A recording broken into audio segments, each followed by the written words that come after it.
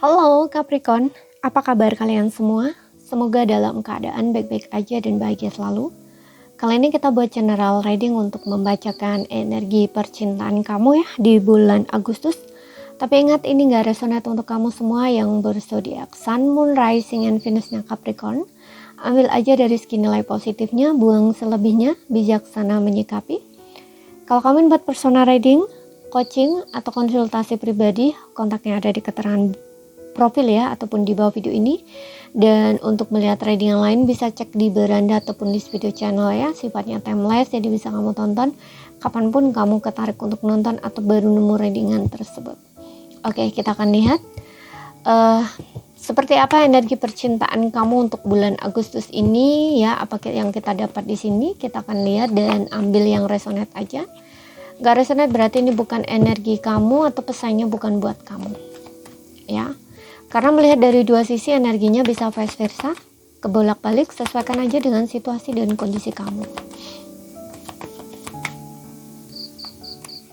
Oke, kita punya Two of Wands. Ini untuk baris yang pertama ya, nanti ada baris kedua, jadi kamu yang pertama atau baris yang kedua ya, sesuaikan aja mana yang energimu gitu. Kalau yang baris pertama energi kamu, berarti yang kedua ini pasangan kamu. Nah, istilahnya gitu. Oke, di sini ada Knight of Swords dan juga ada The Star.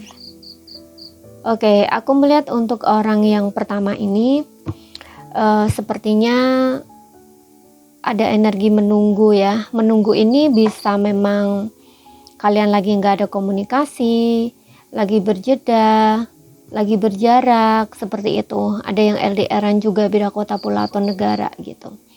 Ya, ini menunggu sebuah kepastian gitu. Atau sempet kayak kemarin-kemarin itu ini kamu yang dalam ini ya, kamu yang dalam bacaan pertama ini apa istilahnya, bertengkar lalu memilih untuk diam, bisa seperti itu, atau memilih langsung pergi kabur gitu ya, nggak menghadapi masalah. Nah, ini yang menjadi tantangan ya, karena di sisi lain kayak mengharap bahwa pasangan kamu ini bakal ngejar kamu tapi enggak, bakal perjuangin kamu tapi enggak. Jadi kayak lebih memilih untuk diam, tetap diam gitu. Nah, disinilah kamu kayak kesel gitu karena nggak sesuai dengan harapan kamu, nggak sesuai dengan ekspektasi kamu gitu. Ada kemarahan di sini yang kulihat dengan adanya Knight of Swords ini, kayak kekesalan, marah gitu. Kok kamunya kayak gitu ya, gitu loh istilahnya gitu. Kok gini ya, pokoknya kesel sendiri gitu loh. Dan di sini ada The Star, ini menandakan bahwa masih masih ada harapan, masih berharap gitu loh bahwa dianya kembali gitu ya. Orang yang di atas ini, jika kamu ya kayaknya kamu kayak masih berharap dianya kembali, memperjuangkan kamu lagi, memperbaiki hubungan ini, seperti itu. Dan di sini di sisi lain ini juga kayak menghealing diri ya, karena seperti yang tadi ini ada stres, ada kekesalan, kemarahan gitu, karena ini juga bisa menandakan energi stalking ya, stalking, menunggu dan melihat, kayak berharap kayak dia tuh ngubungin aku dulu gitu loh istilahnya gitu ya, tapi kok nggak ngubungin. Nah, istilahnya kayak gitu, jadi kan nggak sesuai ekspektasi nih. Nah, ini ada kemarahan, kekesalan kayak gitu. Makanya di sini kayak The Star ini juga di sisi lain kayak berharap hatinya itu nggak kesel gitu, nggak marah, nggak kecewa, nggak sakit hati gitu loh, kayak sembuh. Nah, istilahnya tuh kayak gitu. Kemudian kita lihat ya untuk yang baris yang kedua ya. Ya, di sini ngeblok ya. Aku nggak tahu ini yang ngeblok yang bawah atau yang atas ya, tapi di sini aku ngeliat untuk orang energi yang di bawah ini juga kayaknya tuh stres banget gitu ya. Orang yang di atas ini menunggu, orang yang di bawah ini juga nggak tahu harus ngapain gitu ya. Istilahnya tuh kayak gitu. Nah, ini ada perasaan kayak roller coaster ini ya. Ya, perasaan orang yang di bawah ini, jika kamu yang di bawah ini ya kamu kayak ngerasa kayak stuck gitu ya, masih menghadapi pikiran-pikiran negatif ya, belenggu pikiran dan perasaan gitu ya. Ini pokoknya yang dirasakan ini campur aduk ya, seperti itu, stres, galau, macam-macam ini. Dan bahkan di sini kayak ngerasa stuck, ngerasa buntu, ngerasa nggak tahu harus bagaimana kayak gitu. Nah, ini ada perasaan-perasaan kehilangan ini ya, ada perasaan kehilangan, ada perasaan diabaikan gitu. oleh orang yang di atas ini. Padahal orang yang di atas ini sayang loh, cinta loh, berharap untuk kembali di sini. Ya, tapi karena situasinya kalian sama-sama mempertahankan ego kalian masing-masing, nggak ada yang mau bergerak, nggak ada yang mau effort di sini. Nah, ini kayak bergumul dengan pikiran dan perasaan kalian masing-masing gitu. Makanya di sini kayak ngerasa terjebak gitu ya, stuck. Ya, padahal jebakan pikiran sendiri di sini. Eight of Swords, ini jebakan pikiran sendiri tentang cara berpikir, tentang pola berpikir, apapun yang ada di pikiranmu gitu. Kalau kamu yang di baris kedua ini. Gitu. Nah, ini terus mengganggu, ini berputar-putar terus di kepala ya, gitu. Makanya kayak ngerasa lelah, ada energi lelah, ada energi kecapean, ada energi kesedihan di sini, kehilangan, galau, merasa sendiri, masa stres ini mentalnya lebih parah ini. Aku ngelihatnya untuk yang baris kedua ini mentalnya lebih parah. Kalau yang di atas ini memang ada kemarahan, ada kesel, ada stres gitu, tapi masih bisa waras gitu ya. Masih ada waras gitu ya. Karena ini apa ya? ada energi besar ya, kayak apa ya? Ini tentang apa istilahnya, kayak dia memiliki cara berpikir tuh beda dengan yang di bawah gitu loh. Jadi mungkin ini juga apa istilahnya dipengaruhi oleh faktor lingkungan juga ya. Jadi biasanya kalau orang yang tinggal di contoh nih ya, aku contohkan nih ya, di kota ya, dengan orang yang tinggal di kampung itu beda banget gitu. Ya, kalau orang yang tinggal di kota besar, apalagi luar negeri, itu biasanya pikirannya tuh terbuka gitu. Jadi kalau ada masalah especially di dalam hubungan percintaan ya, aku contohkan dalam hubungan rumah tangga gitu ya, katakanlah yang lebih senangnya ya, karena ini bukan apa ya, bukan dari diri kita masing-masing yang bilang ya, tapi ini secara global, secara keseluruhan, karena aku sendiri bekerja sebagai seorang ini ya tarot reader ya, yang sering konseling orang.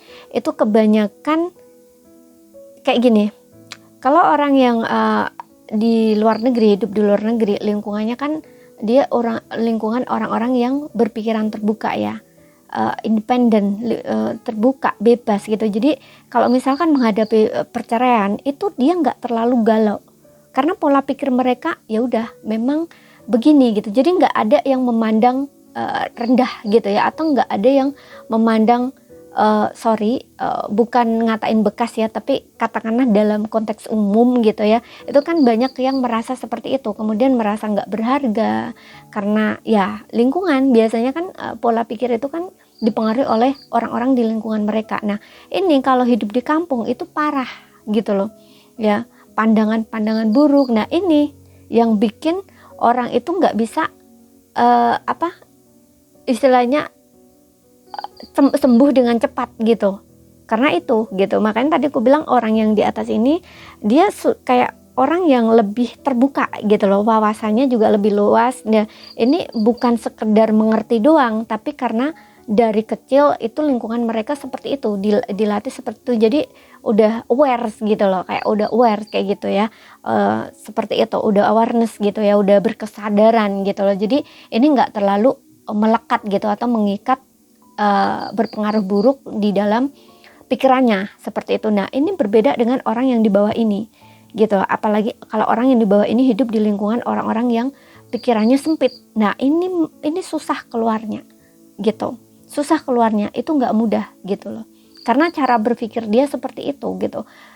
Udah ibaratnya tuh udah mengakar gitu loh, kepercayaannya tuh udah mengakar, walaupun dia udah dewasa, mungkin juga udah pergi kemana-mana ya, bahkan mungkin dia hidup di lingkungan baru misalkan atau kota gitu ya, tapi ininya masih ada ya, cara berpikir atau pola pikir yang seperti itu, atau katakanlah asupan gizinya dari kecil tuh kayak gitu ya. Ini nggak mudah gitu, walaupun secara nyata dia aku sadar kok memang begini, aku tahu kok begini. Nah itu tahu, tapi taunya itu di luarnya ya, tapi ini sudah terpendam di bawah sadar ya, kayak sudah mengakar gitu, itu tetap aja sulit gitu loh ya. Jadi nggak mudah untuk keluar gitu, harus pelan-pelan kayak gitu, ibaratnya kayak gitu, karena udah mengakar ya, jadi harus dicabut pelan-pelan gitu, nggak bisa langsung ini gitu, karena ibaratnya akarnya tuh terlalu kuat ya. Kalau dicabut kenceng itu akarnya terlalu kuat, biasanya dia kan ibaratnya akar tuh kan kayak patah gitu ya di dalam, jadi harus pelan-pelan biar kecabut semua kayak gitu istilahnya ya. Cara nyembuhinnya tuh begitu, ibaratnya tuh gitu. Nah, orang yang dibawa ini tuh kayak gitu, makanya masih kayak berputar-putar di situ aja gitu loh ya. Ini sebagai contoh tuh kayak gitu ya, tapi ini aku nggak tahu ini apa yang apa konteksnya, apa aku nggak tahu ya. Yang jelas aku contohkan tuh kayak gitu, seperti itu. Ini dipengaruhi oleh faktor pola pikir di sini ya, pola asuh orang lingkungan sekitarnya, karena di sini juga ada Five of Pentacles. Ini tentang kepercayaan rumah gitu ya. Jadi dari keluarga atau mungkin dari ya turun temurun kayak gitu loh, kayak seperti yang bilang tadi, pola asuh gitu ya. Seperti itu. Bahkan di sini juga bisa trauma ya, trauma dari keluarganya ya, diturunkan kayak gitu bisa. Seperti itu, makanya susah keluar orang yang di bawah ini ya. Apapun itu di sini, bahkan tentang kepercayaan diri pun juga sama, bisa juga seperti itu gitu ya. Makanya ini kayak ada kesulitan gitu loh untuk keluar, merasa terabaikan di sini, merasa tidak berharga, merasa tidak disayang, merasa tidak dicintai, merasa sendiri, gak ada yang mengerti, gak ada yang memahami gitu ya. Apalagi ini diperparah kalau tinggal di lingkungan orang-orang yang toksik. Ini parah, lebih parah ini gitu, karena di saat-saat situasi seperti ini yang dibutuhkan itu lingkungan yang membangun ya, bisa support gitu ya, walaupun bukan orang yang bisa memahami atau mengerti dia ya, tempat dia bisa diajak curhat enggak gitu, tapi setidaknya tidak menambah beban pikiran dia seperti itu, atau membuat dia itu berpikiran negatif terus menerus tentang dirinya sendiri, seperti itu. Oke, makanya orang yang dibawa ini sepertinya memang ada Wheel of Fortune. Ini bisa menandakan pelajaran ya, ada pelajaran harus dipelajari, terutama dalam merubah cara berpikir dia ya, pola pikir gitu ya, atau juga tentang banyak lah di sini ya, keluar dari masa krisis lah kayak gitu istilahnya ya. Ini nggak hanya krisis mental, nggak hanya krisis keuangan ya, nggak hanya krisis keyakinan, kepercayaan kayak gitu. Yang dibawa ini banyak banget pelajarannya. Oke. Seperti itu. Dan ini merasa kayak dingin ya, merasa sendiri, merasa lonely gitu. Oke. Kemudian kita lihat lagi dari sini. Orang yang dibawa ini berat ya, berat, apa istilahnya, kayak tersiksa gitu loh, tersiksa sendiri gitu ya. Kalau yang di atas ini udah kayak lebih ringan gitu, tapi orang yang di bawah ini berat banget. Mungkin dia juga punya beban mental dari masa lalu ya, dari kehidupan dia sendiri. Makanya tadi gue bilang mungkin dari keluarga dia punya trauma, dia punya beban mental juga di sini dari keluarganya dia gitu ya. Luka inner child bisa apapun di sini ya, seperti itu. Makanya ketika tidak bersama lagi dengan orang yang di atas ini seperti kehilangan rumah, seperti kehilangan tempat tinggal, seperti kehilangan sesuatu banget gitu loh yang penting di dalam hidupnya dia gitu. Sulit untuk keluar di sini dari perasaan-perasaan itu ya. Makanya ini kayak stuck gitu loh, kayak seolah-olah tuh terbelenggu, terpenjara gitu loh istilahnya.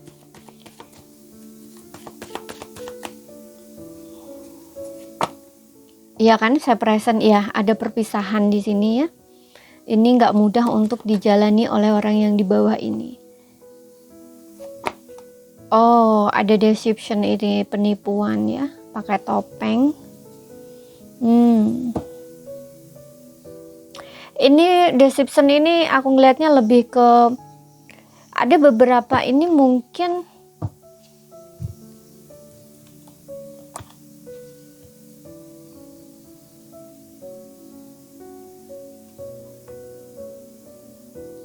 seseorang tidak jujur di sini ya, tidak jujur ya, seperti yang ulang tadi.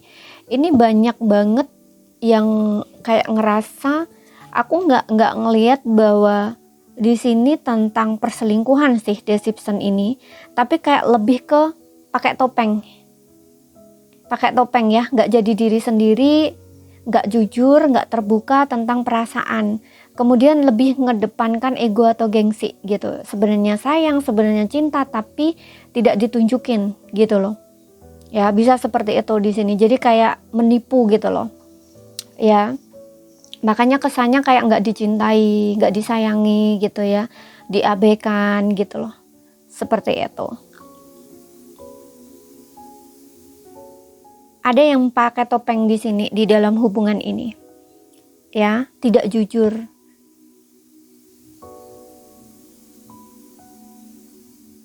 Bisa ini menyembunyikan perasaan masing-masing, bisa ini menyembunyikan diri masing-masing. Di hadapan pasangan itu tidak jujur, tidak terbuka gitu ya. Seperti itu.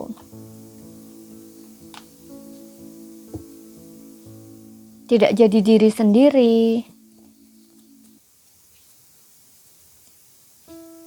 Ya.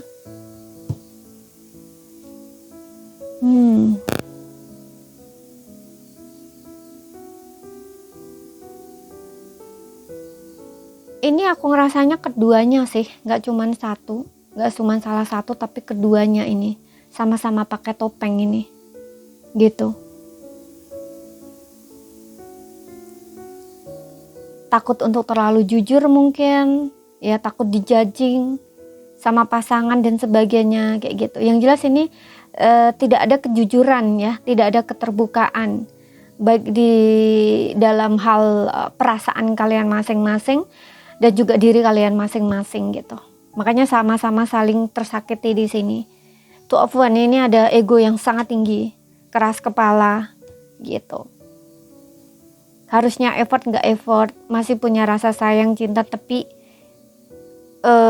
kesannya kayak cuek gitu ya. Berarti kan kayak lebih ke ngedepankan ego gitu loh, nggak mengikuti perasaan. Karena di sini ada The Star ya. Star itu kayak masih punya harapan gitu, kayak masih ada perasaan gitu loh. Apalagi di sini Knight of Swords, masih sering stalking, menunggu, berharap kembali, nah kayak gitu. Tapi nggak mau bergerak, nggak mau berjuang seperti itu, menahan diri gitu. Karena Two of One ini juga satu kaki kan kayak diikat gitu ya, gitu. Ada tembok yang tinggi di sini, itu menandakan ego yang tinggi, seperti itu. Oke, makanya orang yang di bawah ini juga stres gitu loh, kayak kejebak gitu loh, move on nggak bisa, bergerak maju nggak bisa gitu ya. Kemudian kembali sama orang yang di atas ini katakanlah juga nggak bisa gitu, karena sudah ada perasaan diabaikan di sini, udah ngerasa kayak nggak dicintai, nggak disayang, diabaikan, jadi nggak mau gerak ke orang yang di atas ini. Di satu sisi juga mempertahankan harga diri gitu loh. Karena merasa tidak dicintai di sini, merasa diabaikan, merasa tidak dihargai gitu loh. Jadi tidak mau effort ya. Makanya yang dirasakan ya kayak roller coaster di sini, the Wheel of Fortune gitu.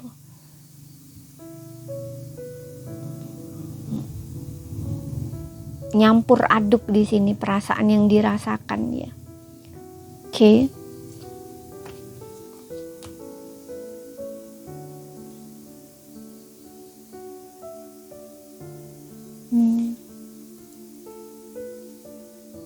Tapi untuk beberapa orang mungkin ada ini ya, ada yang kasusnya ini memang orang ketiga di sini. Oke. Memang mungkin kasusnya ada orang ketiga di sini.